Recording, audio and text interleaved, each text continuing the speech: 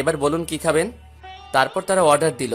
আমি তাদের খাবার এনে দিলাম, কিন্তু নাদিয়ার চেহারার দিকে তাকিয়ে দেখি ও মনে হয় কি চিন্তা করছে। কিছু মনে না করলে একটা কথা বলতে পারি? মনে করার কি আছে বলুন। নাদিয়াকে দেখে মনে হচ্ছে কি চিন্তা করছে।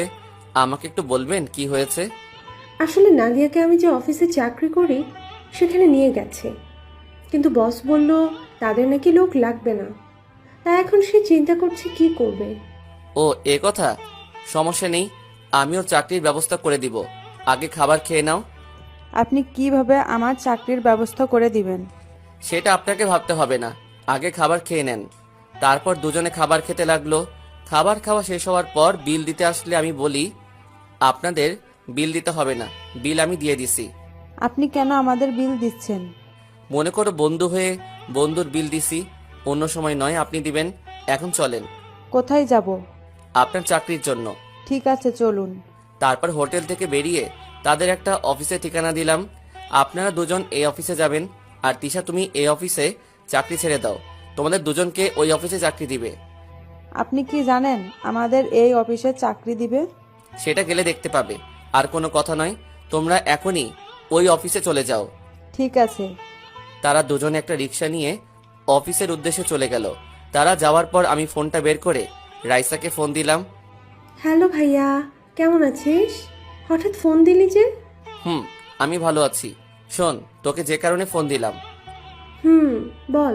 তোর কাছে দুইটা মেয়ে যাবে। একটার নাম নাদিয়া, আরেকটার নাম তিশা। তাদের অফিসে চাকরি দিয়ে দিবি। ঠিক আছে ভাইয়া, তুই কোনো চিন্তা করিস না, আমি তাদের চাকরি দিয়ে দিব। হুম, আর শোন, তাদের বেতন বাড়িয়ে দিবি। আচ্ছা, ঠিক আছে। ওকে, ভালো থাকিস, নিজের দিকে খেয়াল রাখিস। হুম। ফোনটা কেটে আবার হোটেলে চলে গেলাম। কাজ শেষ করে বাসায় আসতেই হঠাৎ রাস্তায় দেখে একটা মেয়ে পড়ে আছে। আমি মেয়েটার কাছে গেলাম। দেখি মেয়েটার পুরো শরীরে রক্তে রঞ্জিত হয়ে আছে।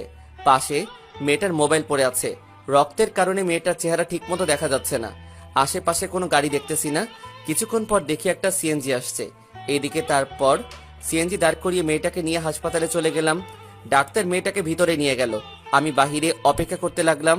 কিছুক্ষণ পর ডাক্তার বেরিয়ে এসে বলল, আপনি রোগীর কি হন? আমি কিছুই হই না, রাস্তায় পড়েছিল, তাই আমি তাকে হাসপাতালে নিয়ে আসলাম। ও, আপনি এখনই ও পজিটিভ রক্ত নিয়ে আসেন 2 ব্যাগ। রোগীর শরীর থেকে অনেক রক্ত বের হয়েছে। আমাদের এখানে 2 ব্যাগ আছে, আরো 2 ব্যাগ লাগবে। আপনি এখনই রক্ত ব্যবস্থা করে নিয়ে আসেন, তা না হলে রোগীকে বাঁচানো সম্ভব হবে না। ডাক্তার, আমার রক্ত ও পজিটিভ, আপনি আমার থেকে রক্ত নিন। ঠিক আছে, আপনি আমার সাথে আসুন।